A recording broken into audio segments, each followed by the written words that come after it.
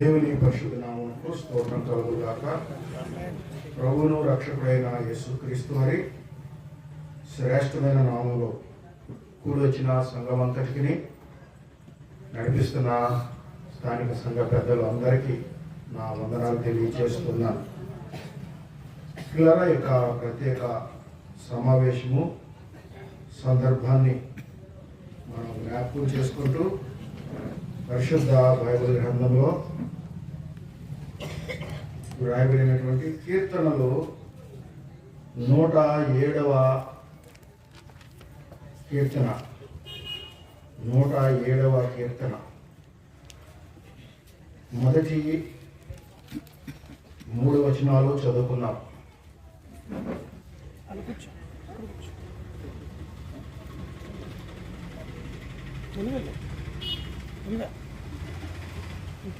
నూట 7వ కీర్తన మొదటి 3 వచనాలు చదువుతున్నాను. యెహోవా దయాళుడు, ఆయనకు కృతజ్ఞతాస్తులు చెల్లించుడి. ఆయన కృప నిత్యము ఉండును. యెహోవా విమోచించిన వారు ఆ మాట పలుకుదురు గాక. విరోధుల చేతిలో నుండి ఆయన విమోచించిన వారును, తూర్పు నుండి పడమట నుండి ఉత్తరము నుండి దక్షిణము నుండి నానా దేశముల నుండి ఆయన పోగు చేసిన వారును ఆ మాట పలుకుదురుగాక. ప్రార్థన చేద్దామండి. పరిశుద్ధుడు, ప్రేమ స్వరూపుడైన మా తండ్రి, వందనాలు. సాయంకాల వేళేలాగా మా ప్రియులు విడలు నేను మరియు సహోదరులు సూర్యబాబు గారి కుటుంబంతో సంఘముగా చేరి మిమ్మల్ని కీర్తించి కొనియాడి ఆరాధించడానికి మీరు చేసిన ప్రతి మేలు ఉపకారం బట్టి వందనాలు. నీ కుమారుని కుటుంబపక్షంగా విడల పక్షంగా ప్రాముఖ్యంగా భార్య బలహీనతల్లో నీ కుమారుడు టెట్ పరీక్ష రాసే విజయం పొందడంలో చేసిన ప్రతి మేలులను బట్టి మిమ్మల్ని స్తుతిస్తున్నాం. మా స్తుతి రూపమును ఆగ్రహించి అంగీకరించండి. నిష్ప్రయోజకుడైన నేను మీ సిలువ చాటును మరుగుపరిచి మాతో మీరే మీ లేఖన భాగంలో సూటిగా స్పష్టంగా మాట్లాడమని, వినగలిగే చెవిని గ్రహించగలిగే హృదయములను మాకు దయచేయమని, మీ నాములకు మహిమ ఘనత ప్రభావములు పాపి రక్షణ కలుగు చేసుకుందని యేసు నామములో స్తుతించి ప్రార్థిస్తున్నాం. మీకు నమ్మకమైన తండ్రి, ఆమేన్. ఇలా 113వ కీర్తన 3వ వచనంలో అంటాడు, సూర్యోదయం మొదలుకొని సూర్యాస్తమయం వరకు యెహోవా నామము పూజింపదగినది, ఆరాధింపదగినది అనే మాటను మనం చూస్తున్నాం. 145వ కీర్తనలో మనం చూస్తే అంటాడు, దావీదు రచించిన కీర్తన, అనుదినము ఆయనను స్తుతించుతున్నాను అంటున్నాడు. 119వ కీర్తనలో కూడా అది ఎజ్రా సంకలనం, కానీ అనుభవాలు దావీదు గారి అనుభవాలు అందులో మనం చూస్తాం. అక్కడ కూడా ఏమంటాడంటే, దినములకు 7 మారి నేను నిన్ను స్తుతిస్తున్నాను అంటాడు.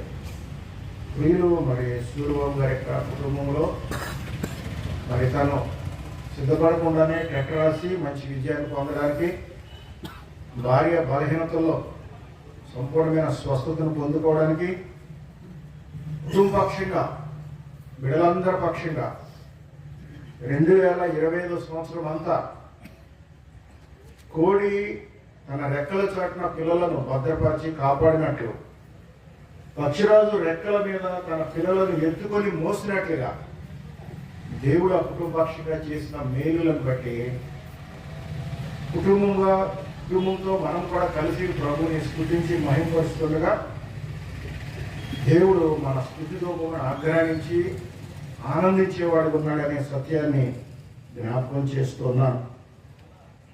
పిల్లల 107వ కీర్తన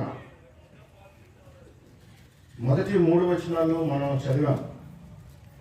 యెహోవా దయాళుడు, ఆయనకు కృతజ్ఞతాస్తులు చెల్లించుడి అనే మాట. ఇంగ్లీష్లో మాట చాలా బ్యూటిఫుల్గా ఉంది. God is gracious all the time. God is gracious all the time. Jehovah దయాళుడు, ఆయనకు కృతజ్ఞతాస్తులు చెల్లించుడి. ఆయన కృప నిత్యము ఉండును. ఆయన కృప నిత్యము ఉండును అనే మాటను మనం చూస్తున్నాం. 107వ కీర్తనలో కృప అనే మాటను 6 సార్లు మనం చూస్తాం. అలాగే కృతజ్ఞతాస్తులు చెల్లించుడనే మాటను కూడా 6 సార్లు మనం చూస్తాం. బైబిల్ అంతటిలో కృప అనేటువంటి మాట 330 సార్లు ఉంటే కేవలము కీర్తనల గ్రంథంలో మాత్రమే 125 సార్లు కృప అనేటువంటి మాటను కీర్తనకారులు దావీదు కానివ్వండి, కోరహ కుమారులు కానివ్వండి, ఆసాఫు కానివ్వండి మొదలైన వారు దేవుని కృపను జ్ఞాపకం చేసుకుంటూ దేవుని స్తుతించినటువంటి సందర్భాలను మనం చూస్తా ఉన్నాం ప్రియులారా.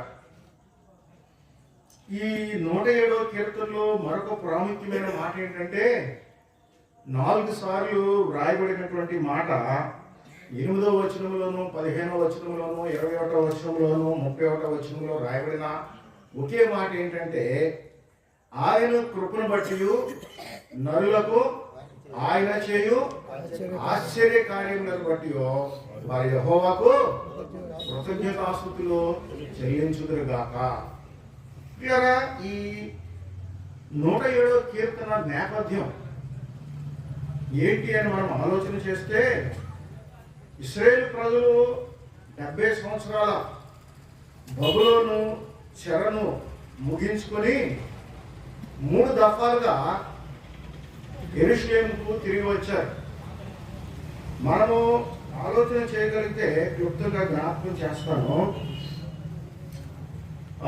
క్రీస్తు పూర్వము 538 ప్రాంతంలో జెరుబ్బాబెలు నాయకత్వంలో సుమారు ఒక 50,000 మంది యెరూషలేముకు వచ్చినట్లుగా మనం చూస్తున్నాం. 42,000 మంది సామాన్య ప్రజలు, 200 మంది వారి యొక్క పనివారు, 4,000 మంది యాజకులు, 80 మంది లేవీలు, ఇలాగూ ఒక సమూహము బబులోను నుండి బయలుదేరి యెరూషలేము చేరారు. క్రీస్తు పూర్వం 538 ప్రాంతంలో వారు వచ్చి యెరూషలేము దేవాలయాన్ని జెరుబ్బాబెలు నాయకత్వంలో నిర్మించారు. జెరుబ్బాబెలు ఎవరంటే ఇశ్రాయేలు ప్రజలు యెరూషలేము నుండి బబులోను వెళ్ళడానికి, చెరకు వెళ్ళడానికి ముందు పరిపాలించిన రాజు యెహోయాకీను యొక్క మనవడు. ఆ జీనియాలజీ మీకు కావాలంటే మత్తయి సువార్త 1వ అధ్యాయంలో దొరుకుతుంది. దేవుని యొక్క కాలము లేక కాలము యొక్క గంట, చెర ముగింపు యొక్క గంట బబులోను దేశంలో దేవుడు మోగించి కొరేషును అన్య రాజును ప్రేరేపించి ఆ యూదుల రాజుల చరిత్ర ప్రకారంగా ఆ యెహోయాకీను సంతతి వాడైనటువంటి జెరుబ్బాబెలును పిలిచి అతని చేతికి కొంత సొమ్ము ఇచ్చి, ఇదిగో యెహోవా నాకు ఆజ్ఞాపించాడు, మీరు వెళ్ళి యెరూషలేములో మందిరం కట్టాలని, వెళ్ళండి అని పంపించాడు. అయితే చాలా మంది బబులోనులో స్థిర నివాసాలు కట్టుకొని అక్కడ ఉన్నటువంటి సుఖ సౌఖ్యాల కొరకు వాటిని విడిచిపెట్టడం ఇష్టం లేక అక్కడే ఉండిపోయారు. కానీ మొదటి విడత సుమారు ఒక 50,000 మంది వెళ్ళారు. తర్వాత 458 ప్రాంతంలో, అంటే జెరుబ్బాబెలుకు ఎజ్రాకు మధ్య సుమారు ఒక 75-80 సంవత్సరాల కాలగమనం తర్వాత ఎజ్రా నాయకత్వంలో కొంతమంది మరలా తిరిగి యెరూషలేముకు వచ్చారు. ఆ తర్వాత మరలా 432 BCలో నెహెమియా నాయకత్వం, ఇలా 3 దఫాలుగా వచ్చారు. మొదటి దఫా వచ్చిన వారు మందిరాన్ని నిర్మిస్తే, రెండో దఫా వచ్చిన ఎజ్రా నాయకత్వంలో ఇశ్రాయేలు ప్రజలు శుద్ధీకరణ జరిగింది. వారిలో ఉన్నటువంటి అపవిత్రమైన వాటిని దూరం చేసి అన్య స్త్రీలను వారు వివాహం చేసుకున్నప్పుడు దానిని ఖండించి ఆ అన్య స్త్రీలను వారికి పుట్టిన సంతానాన్ని బయటికి పంపించేసి, తర్వాత మూడవది నెహెమ్యా వచ్చిన తర్వాత యెరూషలేము చుట్టూరు ప్రాకారం కట్టి దానిని ఆత్మీయంగా బలపరిచారు. ఇలాగూ 3 దఫాలు వారి ప్రయాణమై వచ్చినప్పుడు బబులోను నుండి యెరూషలేము ప్రయాణ కాలము సుమారుగా 5 నెలలు.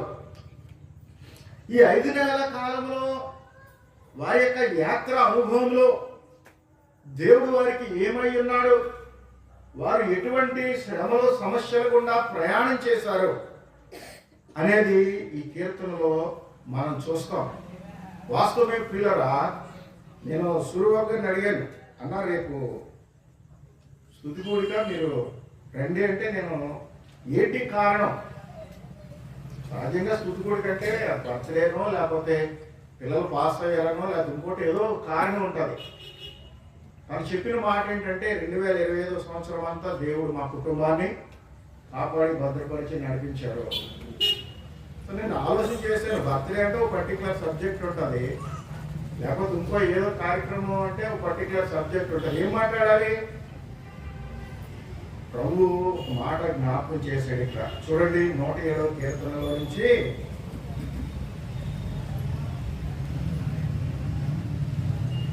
7వ వచనం, వారికి నివాసపురము చేరినట్లు చక్కని త్రోవను ఆయన వారిని నడిపించాను. అంటే 25వ సంవత్సరం అంతా దేవుడు మా కుటుంబాన్ని కాపాడి నడిపించాడనే మాట తను అన్న తర్వాత ప్రార్థన చేస్తుంటే ప్రభు జ్ఞాపకం చేసిన మాట ఏంటంటే, చక్కని త్రోవను ఆయన వారిని నడిపించాను. కాబట్టి ఈ 25వ సంవత్సరం ఒక సూర్యబాబు గారి కుటుంబాన్నే కాదు, మనందరి కుటుంబాలను కూడా దేవుడు చక్కని త్రోవని నడిపించాడు. కొన్ని గాఢాంధకారపు చీకటి అనుభవాలు ఎదురైనా శాంతికరమైన జలముల యొద్దకు మనలను నడిపించాడు. పచ్చిగల చోట్ల ఆయన మనలను కరుణ చేశాడు. శత్రువులు ఎదుట భోజనం సిద్ధపరిచాడు. నూనెతో తలాంటి అనుభవము, గిన్నె నిండి పొరిగిన అనుభవము. కృపాక్షేమంలో 2025 సంవత్సరం అంతా మన వెంట వచ్చినటువంటి అనుభవాలు కూడా దేవుడు మనలను నడిపించాడు. పిల్లరా, మనం క్లుప్తంగా జ్ఞాపకం చేసుకుంటూ ముందుకు వెళ్ళగలిగినట్లయితే ఈ 104వ వచనం నుండి 43వ వచనం వరకు మనం చూసినట్లయితే 4 రకాల అనుభవాలు వారి యాత్రా జీవితంలో వారు ఎదుర్కొన్నారు. ఆ 4 రకాల వారి ప్రయాణ అనుభవాలలో వారు ఏమై ఉండగా దేవుడు వారికి ఏం చేశాడో జ్ఞాపకం చేస్తూ, ఆయన కృపను బట్టి నరులకు ఆయన చేయి ఆశ్చర్య కార్యములను బట్టి వారు యెహోవాకు కృతజ్ఞతాస్తుతులు చెల్లించుదురుగా కానీ 4 మార్లు భక్తులు ఆ మాటను వాడినట్టుగా మనం చూస్తున్నాం. 30వ వచనంలో కూడా 2వ భాగంలో ఏమంటాడంటే, వారు కోరిన రేవునకు ఆయన వారిని నడిపించేను అంటున్నాడు. వారొక నివాసపురము చేరినట్లు చక్కని త్రోవను వారిని నడిపించాడు. వారు కోరిన రేవునకు వారిని నడిపించాడు. సోదరి సాక్ష్యం చెప్తూ ఉంది, ఇక డాక్టర్ వాళ్ళ అనవసరం, ప్రభువే నాకు సహాయం చేయాలి. ఆమె కోరిక, ఆమె హృదయవాంఛ, ప్రభువే నాకు స్వస్థత ఇచ్చి నన్ను బలపరచాలి. వారు కోరిన రేవునకు దేవుడు వారిని నడిపించాడు. దేవుని యొక్క వాక్యము మన జీవితాలకి ఎంత సరిపోయేదిగా ఉంటుందో మనం ఆలోచన చేయవలసిన వారమై ఉన్నాం. ఇలా మనం ఆలోచన చేస్తే ఆ మొదటి 3 వచనాల్లో యెహోవా విమోచించిన వారు అంటున్నాడు. యెహోవా దయాళుడు, ఆయనకు కృతజ్ఞతాస్తుతులు చెల్లించుడు, ఆయన కృప నిత్యము అని చెబుతూ యెహోవా విమోచించిన వారు ఆ మాట పలుకుదురు అన్నాడు.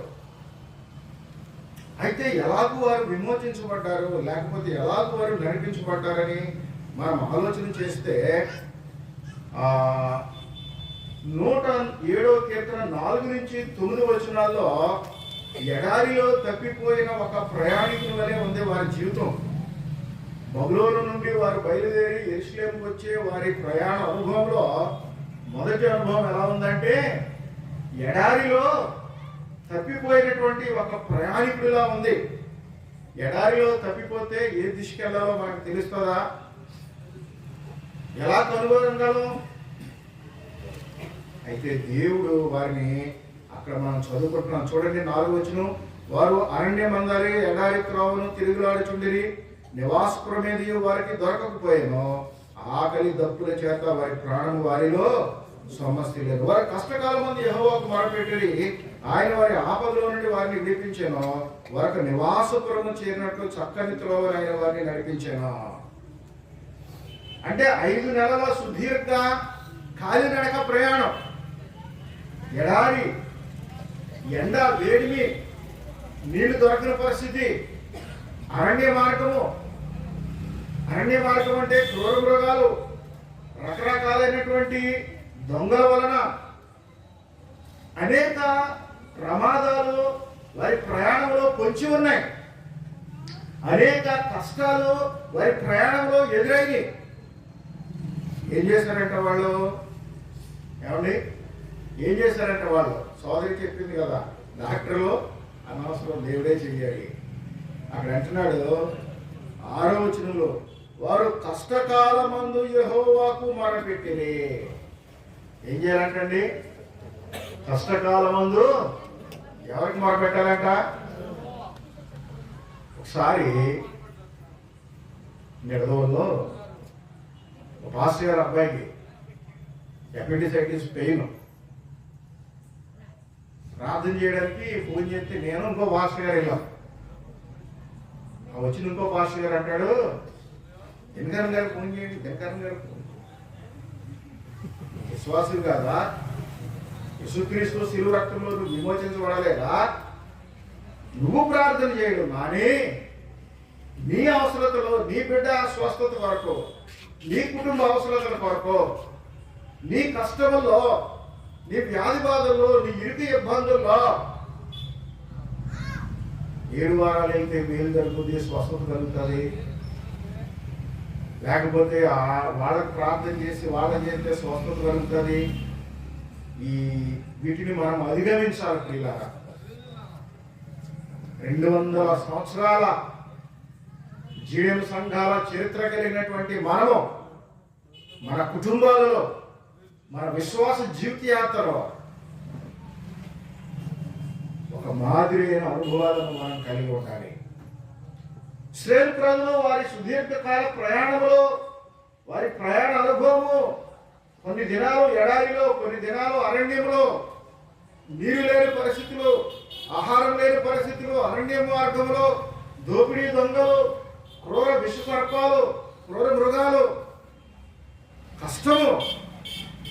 కానీ వారు భయపడలేదు.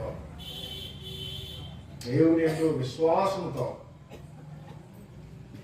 మనకి సమయం చాలదు కానీ నెహెమ్యా గ్రంథము లేక ఎజ్రా గ్రంథం ప్రారంభంలో మనం చూస్తే ఈ ఎజ్రా కూడా కొంత సొమ్ము పట్టుకొని ప్రయాణమై యెరూషలేము వస్తూ ఈ మార్గ మధ్యంలో దోపిడీ దొంగలు లేకపోతే శత్రువుల వలన వారికి భయం ఎదురై రాజుని కాల్బలాన్ని అడగడానికి సిగ్గుగా వచ్చిందంట.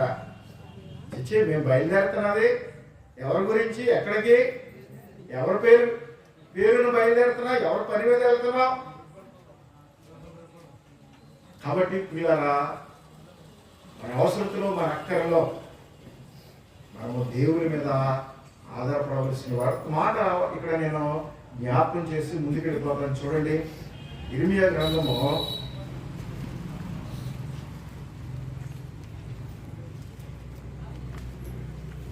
17వ అధ్యాయము. మనం ఎరిగిన మాట ఇది. 5వ వచనం చూడండి. ఇర్మియా గ్రంథము 17వ అధ్యాయము 5వ వచనాలు. యెహోవా ఎలాగూ సెలవిస్తున్నాడు, నరులను ఆశ్రయించి శరీరులను తనకు ఆధారంగా చేసుకొనుచు తన హృదయంలో యెహోవా మీద నుండి తొలగించుకున్నవాడు శాపగ్రస్తుడు. వాడు ఎడారిలో అరహ వృక్షం వలె ఉండను, మేలు వచ్చినప్పుడు అది వానికి కనబడదు. వాడు అడవిలో కాలిన నేల యందు, నిర్జనమైన చవిటి భూమి యందు నివసించును. యెహోవాను నమ్ముకుని వాడు ధన్యుడు.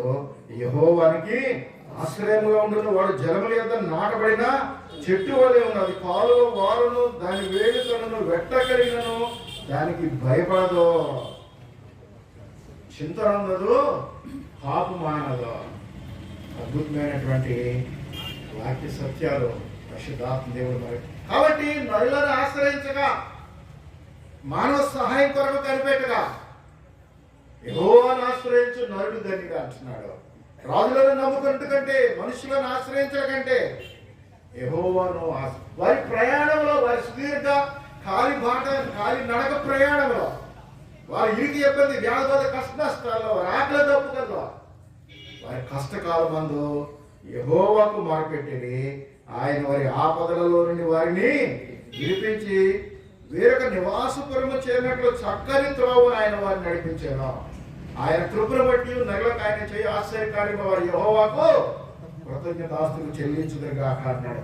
రెండవ అనుభవాన్ని మనం చూసినట్లయితే 10 నుంచి 16 వచనాలలో చీకటి చెరసాలలో ఉన్న ఒక మనిషిలాగా ఉంది వారి జీవితం, వారి ప్రయాణం. అంటే 5 నెలల సుదీర్ఘకాల ప్రయాణం అంటే వాళ్ళు ఎన్ని చీకటి రాత్రులను గడపాలి. మనకు తెలుసు 15 రోజులు ఏమండి, 15 రోజులు చంద్రుడు కాంతి, ఆ తర్వాత మరలా కొంత చీకటి దినాలు. మరి 5 నెలల కాలంలో ఎన్ని చీకటి రాత్రులు వారు ప్రయాణం చేయాలి? 10వ వచనంలో చూడండి, లేక 11వ వచనం. బాధ చేతను ఇనుప కట్ల చేతను బంధింపబడిన వారి చీకట్లోను మరణాంధకారంలోను నివాసము చేయు వారి హృదయమును ఆయన ఆయాసం చేత కృంగజేసెను. వారి కూలీలుగా సహాయం లేకపోయాను. కష్టకాలమందు వారి యెహోవాకు మొరపెట్టిరి. అంటే వారి ప్రయాణంలో చీకటిలో,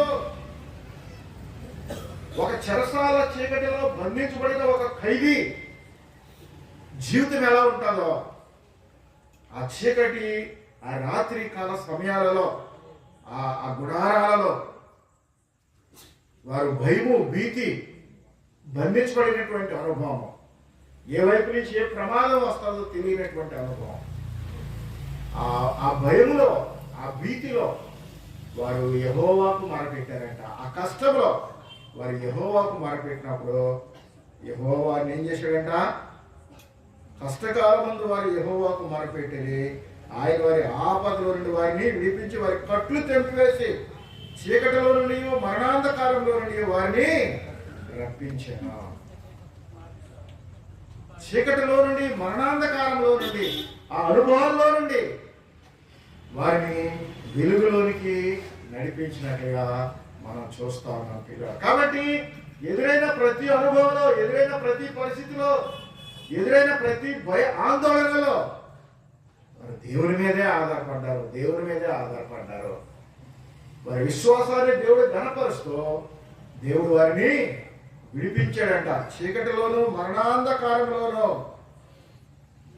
ఆయన వారిని విడిపించడనే మాటను మనం చూస్తున్నాం. మూడవ అనుభవాన్ని మనం చూసినట్లయితే 17 నుండి 22 వచనాలలో వారి అనుభవం ఎలా ఉందంటే, మొదటి అనుభవం ఎలా ఉంది? ఎడారిలో తప్పిపోయిన ప్రయాణికుడిలా ఉంది. రెండవ అనుభవం ఎలా ఉంది? చీకటిలో బంధించబడిన ఒక చెర అనుభవము. మూడవ అనుభవాన్ని మనం చూడగలిగినట్లయితే మరణ పడక మీద ఉన్న మనిషి అంట. చూడండి 23వ వచనం.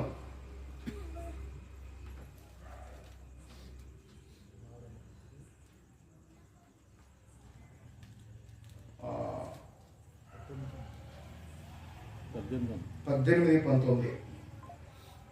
భోజన పదార్థములని వారి ప్రాణములకు అసహ్యమగును, వారు మరణ ద్వారములను సమీపించుదురు. కష్టకాలమందు వారి యెహోవాకు మొరపెట్టిరి. ఆయన వారి ఆపదల నుండి వారిని విడిపించెను. తన వాక్కును పంపి వారిని బాగు చేసెను. వారు పడిన గుంటలో నుండి వారిని విడిపించెను.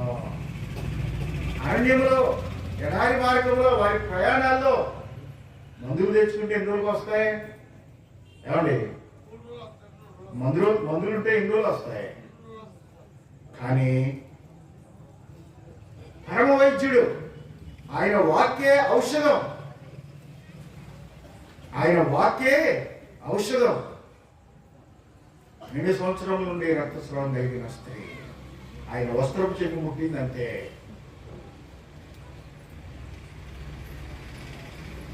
పక్షవాతంతో పడి ఉన్నవాడు 35 సంవత్సరాల నుంచి, నువ్వు లేచి నడు అన్నాడంటే యేసయ్య.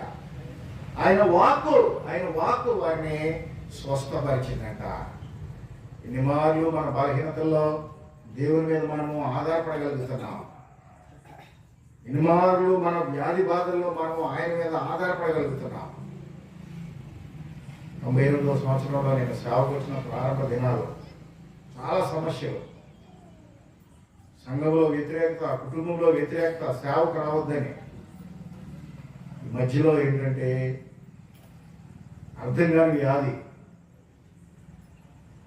సోదరి చెప్పినట్టు డాక్టర్స్ దగ్గరికి వెళ్తే ఏమి లేదని వారు, నీరసము, కొంచెం దూరం నడవలేని పరిస్థితి, కొంచెంసేపు నిలవలేని పరిస్థితి. పనికి మాలిన వైద్యులు కొంతమంది ఉంటారండి మనకి. ఎవడో వచ్చి అన్నయ్యకి చేపడి చేస్తాడండి, కావాలంటే నేను నిరూపిస్తాను చూడండి అని ఏదో పసరు తీసుకొచ్చి చేతులు వేసాడు. వేయడానికి ముందే చెప్పాడు, ఇది చేతబడైతే కనుక పసరు గట్టిపడిపోద్ది, సాలిడ్ అయిపోద్ది, కాకపోతే కనుక లిక్విడ్ లాగానే ఉంటుంది అన్నాడు. నిజంగానే వేసిన తర్వాత అది సాలిడ్ అయిపోయింది. ఇంకంతే ఆడి చేతులు ఎక్కడైతే లేదు 10 రోజులు 15 రోజుల్లో చనిపోతాడో, చేతబడి చేస్తాడు, మీరు అర్జెంటుగా అక్కడికి వెళ్ళండి ఇక్కడికి వెళ్ళండి. తల్లి ప్రేమ కదండి, అమ్మ ఏడుస్తూ ఉంది. యుక్తిగా మా తల్లి ఏం చేసిందంటే, ఒక ఆవిడ ప్రార్థన చేస్తుంది, అక్కడికి ఇది మనం వెళ్ళి ప్రార్థన చేయించుకుని వచ్చేద్దామని. ఆ తల్లి బాధ నేను ఇంకా అర్థం చేసుకుని భరించలేక వెళ్ళిన తర్వాత ఆవిడ ఏదో ప్రార్థన చేస్తుందంటే ఎవరన్నా కబురు పెడితే ఇంకొకటి ఆవిడ నన్ను ఎక్కడికో తీసుకెళ్ళాడు. అక్కడికి వెళ్ళి మీరు ప్రార్థన చేసి వచ్చేయండి బాబు, తర్వాత మనం ప్రార్థన చేసుకుందామంటే నేను నిజమానుకుని వెళ్ళా. ఇక్కడ ముసలాడు ఎవడో మళ్ళీ సేమ్ పసరా గడ్డగట్టేసింది, చేతపాటు నువ్వు చచ్చిపోతావు, నువ్వు 3 రోజులు ఎక్కడ ఉంటే నీకు మందు ఇస్తాను, నువ్వు ఇక్కడే ఉండాలి. చేతపడలేదు, నీ శార్థం లేదురా బాబు అని వచ్చేసా. ఇంకా మా అమ్మ ఏడుపు. నేను అక్కడి నుంచి బయలుదేరి నవపాలు సెంటర్కి వచ్చాం. బస్సు ఎక్కుతారంటే మా తల్లి నేను ఎక్కనంటది. లిటరల్గా చెప్తున్నాను పిల్లరా, రోడ్డు మీద అలా కూర్చుండిపోయిందండి. కారణం ఏంటంటే అంతకు ముందే మా బ్రదరు యాక్సిడెంట్లో చనిపోయాడు. మరలో ఒక 4 సంవత్సరాల గ్యాప్లో మా ఫాదర్ యాక్సిడెంట్లో చనిపోయాడు. కుటుంబంలో 2 మరణాలు సంభవించిన తర్వాత నాకేదో కుదరని వ్యాధి వచ్చి ఎవడో చేతబడి చేశాడు, 10 రోజుల్లో చచ్చిపోతాడంటే మా తల్లితో నేను చెప్పాను, దేవుని పిలుపుని బట్టి నేను దేవుని పేరట సేవకు వచ్చాను. ఒకవేళ ఈ స్థితిలో నేను చనిపోవడం దేవునికి మహిమ అయితే నాకేం భయం లేదు. దేవుడు ఆయుషిస్తే సేవ చేస్తాను. ఈ సంఘటన జరిగి 99వ సంవత్సరం, లెక్క పెట్టండి 8 సంవత్సరాలు అయిందో. కాబట్టి ప్రియులారా, నేను నమ్మింది ఏంటంటే ప్రభు స్వస్థపరుస్తాడు, ప్రభు కార్యం చేస్తాడు, ప్రభు చిత్తమైతే ఆయుష్ ఇస్తాడు. ఇశ్రాయేలు ప్రజలు వారి ప్రయాణంలో వారికి ఎదురైన వ్యాధి బాధల్లో వైద్యుడు లేడు, మందులు లేవు. ఉన్నది ఒకే ఒక మందు. ఏంటది? ఆయన వాక్కు. ఆయన వాక్కు. వ్యాధి కలిగిన ప్రతిసారి వారు మోకరించి ప్రార్థన చేస్తున్నారు. ప్రభు తన వాక్కును పంపి వారిని బాగు చేస్తున్నాడు. ఉందా ఈ విశ్వాసం మనకి? ఉందా ఈ విశ్వాసం మనకి? మరలా జ్ఞాపకం చేస్తున్నాను, వ్యాధి తగ్గలేదను, ఇంకో సమస్య తీరలేదను 7 వారాలు పరిగెట్టకండి, ఎక్కడికో ప్రార్థన పరిగెట్టకండి. మోకరించి ప్రార్థన చేయండి, కుటుంబంతో కలిసి ప్రార్థన చేయండి, సంఘ ప్రార్థనలో పెట్టండి. దేవుడు గొప్ప కార్యాలు చేస్తాడు. నన్ను నమ్మిన వారిని నేను విడువను, ఎడబాయనని తెలియజేసిన దేవుడు మా దేవుడు. ఇలాగ మనం చూసినట్లయితే ఇశ్రాయేలు ప్రజల జీవితంలో అనేక రకాల అనుభవాలు. 25వ వచనం చూడండి, 24, ఆయన కార్యములను సముద్రంలో ఆయన చేయు అద్భుతములను చూచిరి. ఆయన సెలవీయగా తుఫాను పుట్టెను, అది దాని తరంగంలోను పైకెత్తాను. వారు ఆకాశం వరకు ఎక్కుచు, ఈ మాట పట్టుకోవాలి, ఆకాశం వరకు ఎక్కుచు అగాధములకు దిగుచూ నుండిరి. శ్రమ చేత వారి ప్రాణం కరిగిపోయాను. మత్తులైన వారు ముందుకు వెనుకకు దొర్లుచు అటు ఇటు తూలుచుండిరి, వారు ఇంటి తోచగా ఉండిరి. శ్రమకు తాళలేక వారు యెహోవాకు మొరపెట్టిరి. ఆయన వారి ఆపదలో నుండి వారిని విడిపించిన. ఆయన తుఫానును ఆపివేయగా దాని తరంగములు అణిగిపోయాను, అది నిమ్మలమైనవని వారు సంతోషించిరి. వారు కోరిన దేవునికి ఆయన వారిని. కాబట్టి పిల్లరా, 2025 సంవత్సరం అంతా అనేక రకాల తుఫాను అనుభవాలు, గందరగోళమైనటువంటి అనుభవాలు, నెమ్మది లేనటువంటి అనుభవాలు, ఏం చేయాలో అర్థం కాని అనుభవాలు. కానీ దేవుడు తుఫానును ఆపగలిగిన వాడు.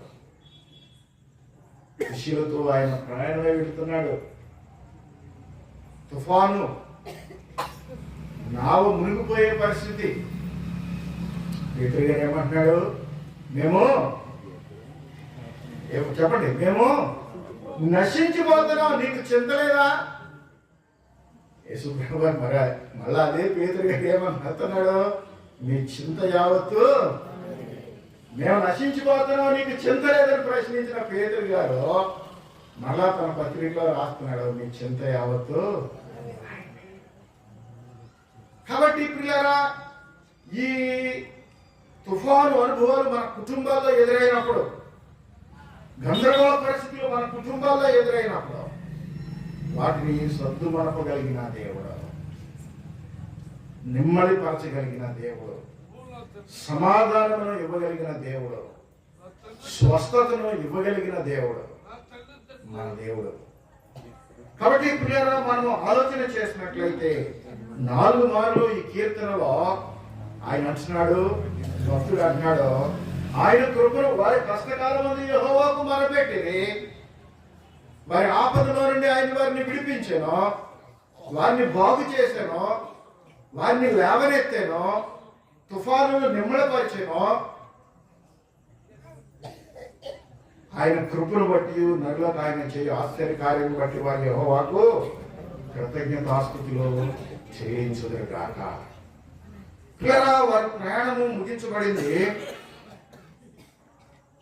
36వ వచనం చూడండి, 36 కిందకి.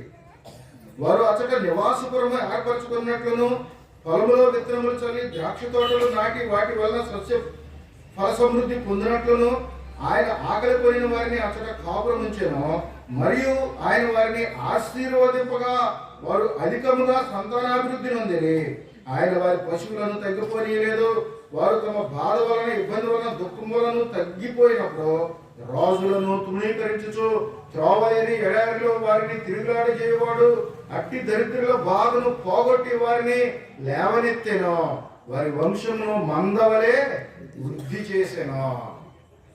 ఇక్కడ కొన్ని మాటలు మనం చూస్తున్నాం. ఆయన ఆశీర్వదించెను, అభివృద్ధి చేసెను, లేవనెత్తెను. మునిపేముంది? ఎడారి అరణ్య మార్గ అనుభవము. మునిపేముంది? వ్యాధి ఉంది. మునిపేముంది? కష్టం ఉంది, దుఃఖం ఉంది, గందరగోళమైనటువంటి తుఫాను చెలరేగిన అనుభవాలు ఉన్నాయి. వారు చక్కని త్రోవను దేవుడు వారిని నడిపించాడు. ఒక నివాసపురము చేరినట్లు దేవుడు వారిని నడిపించాడు. అక్కడ యెరూషలేము తీసుకొచ్చిన తర్వాత వారి పశువులను తగ్గిపోనీయలేదంట, వారి సంతానాన్ని అభివృద్ధి చేశాడంట, వారి బాధలలో వారిని ఇబ్బంది పెట్టినటువంటి రాజులను ఆయన తృణీకరించాడంట. వారి బాధను పోగొట్టి వారిని లేవనెత్తాడంట. వారి వంశమును మందవలే వృద్ధి చేశాను అంటున్నాడు. యథార్థవంతులు దాన్ని చూచి సంతోషించుదురుగాక. విశ్వాస యొక్క కుటుంబంలో, విశ్వాస జీవితంలో దేవుడు చేసిన ఆశ్చర్య కార్యములను బట్టి, అద్భుత కార్యములను బట్టి యథార్థవంతులు అంటున్నాడు. యథార్థవంతులు అంటే సత్యాన్ని గ్రహించగలిగినటువంటి వారు, యథార్థతను గ్రహించగలిగినటువంటి వారు,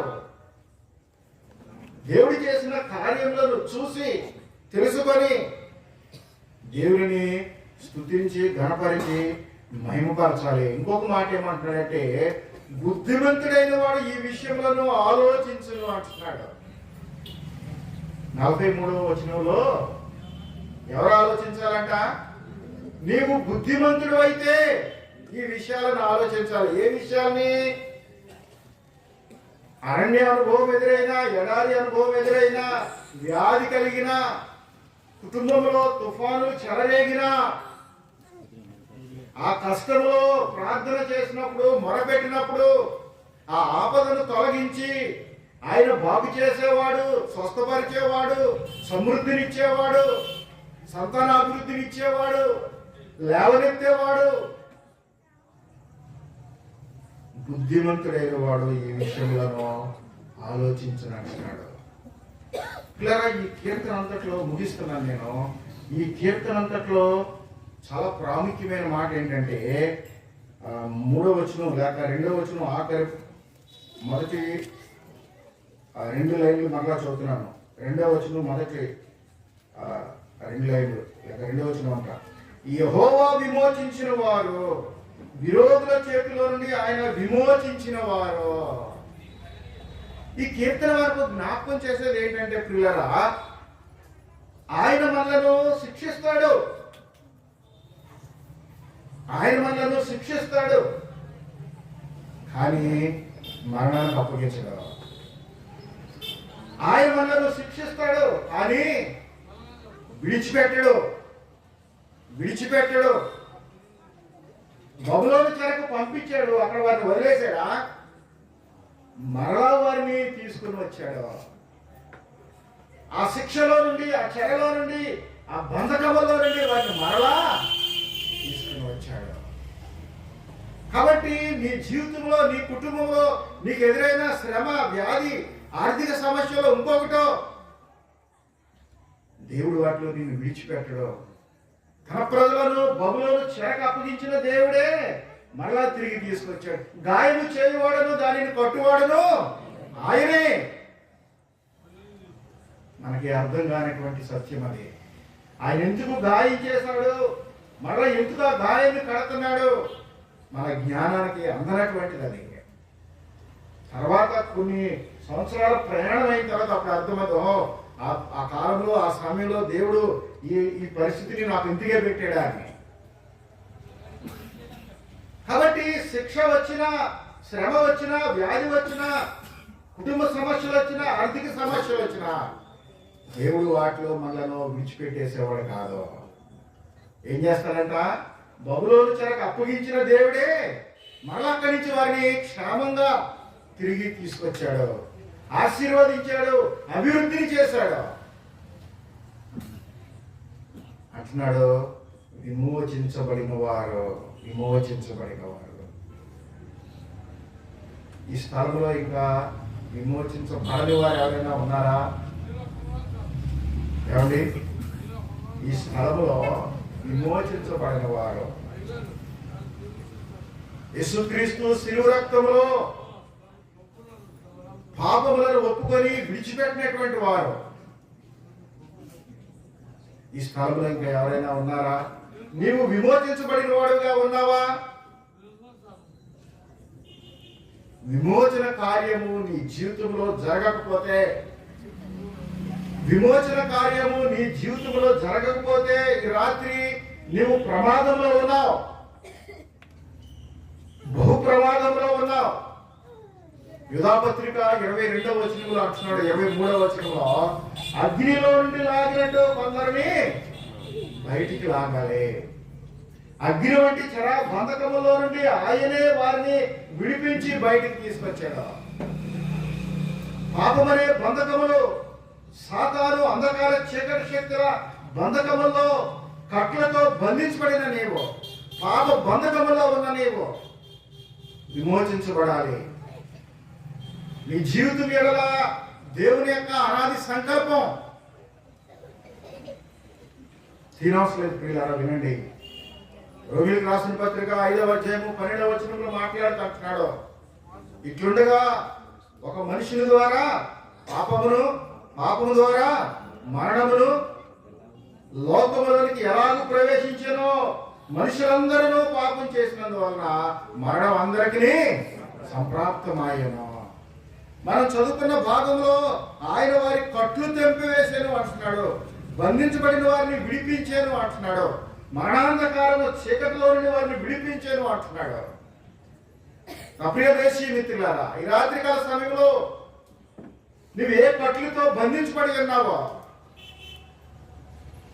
పాపపు కట్లతో నువ్వు బంధించబడి ఉన్నావేమో, లోక సంబంధమైన దుర్వ్యసనాలు అనేటువంటి కట్లతో నీవు బంధించబడి ఉన్నావేమో, ఈ దుర్వ్యసనాలను నేను జయించలేకపోతున్నాను ఎలాగని చింతిస్తున్నావేమో, ఈ పాపంలో నుండి నేను బయటపడలేకపోతున్నాను ఎలాగని నువ్వు చింతిస్తున్నావేమో. పాపం వల్ల వచ్చే జీతము మరణము అన్నాడు. ప్రకటన గ్రంథము 21:8 అంటున్నాడు, పిరికివారు, అవిశ్వాసులు, అసహ్యులు, నరహంతకులు, వ్యభిచారులు, మాంత్రికులు, విగ్రహారాధికులు, అబద్ధికులు అందరూ అగ్ని గంధకములతో మండు గుండంలో పాలు పొందుదురు. ఇది రెండవ మరణము. మనం చదువుకున్న భాగంలో చీకటిలో నుండి మరణాంధకారంలో నుండి వారిని రప్పించాడంట దేవుడు. పాపం అనే చీకటి, నరకాగ్నిగుండం అనే మరణాంధకారంలో ఒకవేళ నీవు జీవిస్తున్నావేమో, అగ్నిగుండం యొక్క అంచున నీవు నిలబడి ఉన్నావేమో, ఈ రాత్రి దేవుడు నీ జీవితంలో ఒక అద్భుతాన్ని చేయడానికి ఇష్టపడుతున్నాడు. విమోచించబడిన వారి జాబితాలోకి దేవుడు నిన్ను తీసుకురావడానికి ఇష్టపడుతున్నాడు. పాపపు బంధకములు, చీకటి కట్లలో బంధించబడిన నీకు ఆయన విడుదల ఇవ్వడానికి కోరుకుంటున్నాడు.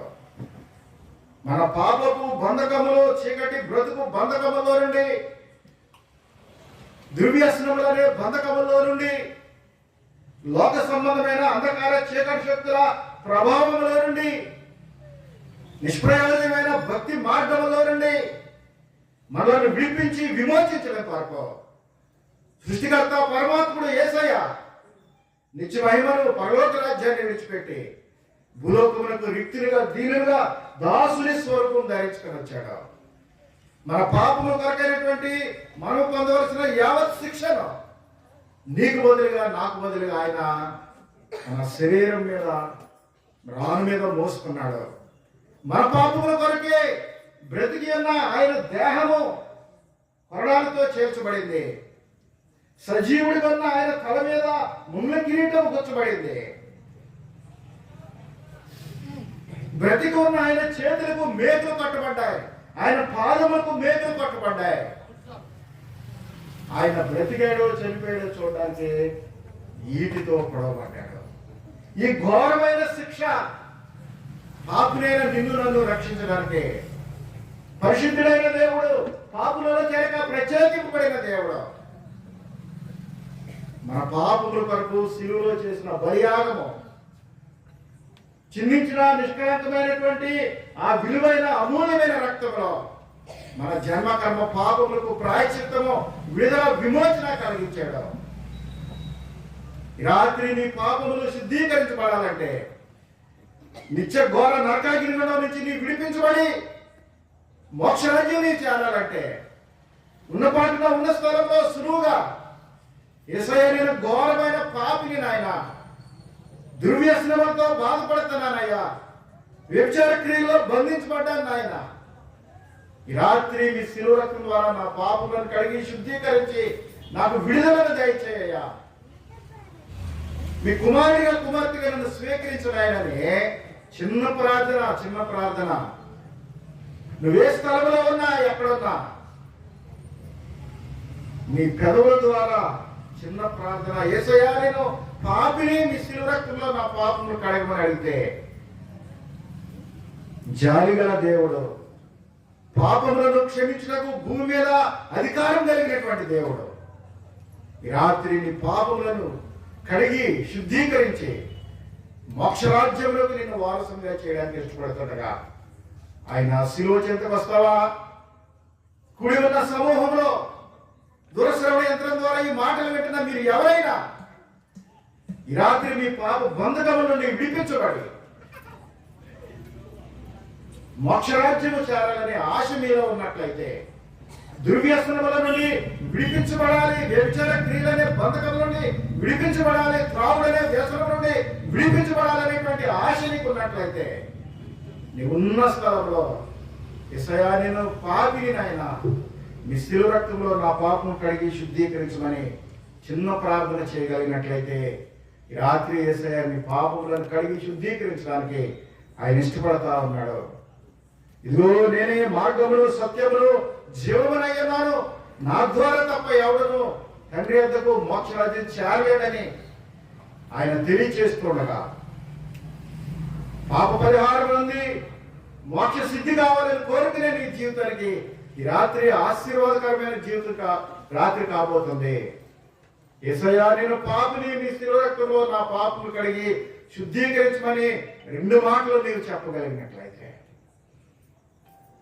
ఉన్న పాటలో ఉన్న స్థలంలో మన పాపములను ఒప్పుకొని విడిచిపెట్టినట్లయితే ఆయన నమ్మదగిన వాడు, నీతిమంతుడు కనుక సమస్త దుర్నీతి నుండి మనల్ని విడిపించి ఆయన సొత్తైన జన్మ ఆయన ప్రజలుగా చేసుకొని ఆ మోక్ష రాజ్యాన్ని మనకి ఇచ్చేవాడు ఉన్నాడు. అటువంటి గొప్ప దీవెన కృప ఈ వర్తమానం ఇచ్చిన మనందరి జీవితాల్లో అనుగ్రహించి ఆశీర్వదించి మోక్షరాజ్యం కొరకే మనల్ని సిద్ధపరిచి నడిపించిన కాక తలలు వంచండి, చిన్న ప్రార్థన చేసుకుందాం.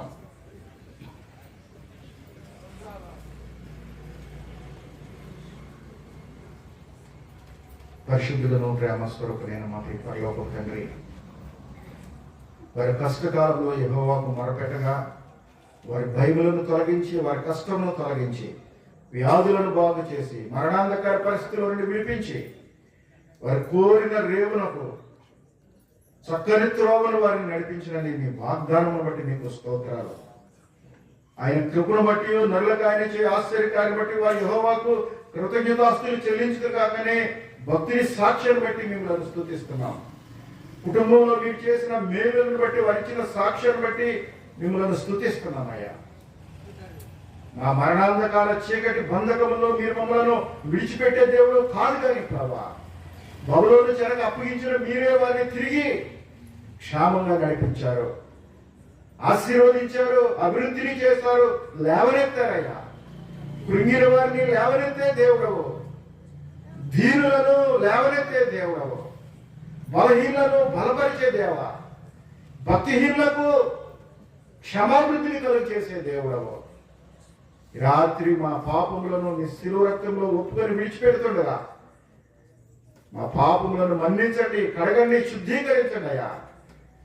చీకటిలో నుండి, మరణాంధకారంలో నుండి, దుర్వ్యసనములో నుండి, పాపపు కట్లలో నుండి విడుదలను నెమ్మదినిచ్చి నీ శిలువ రక్తంలో మా ప్రతి అవిధేయత అక్రమమును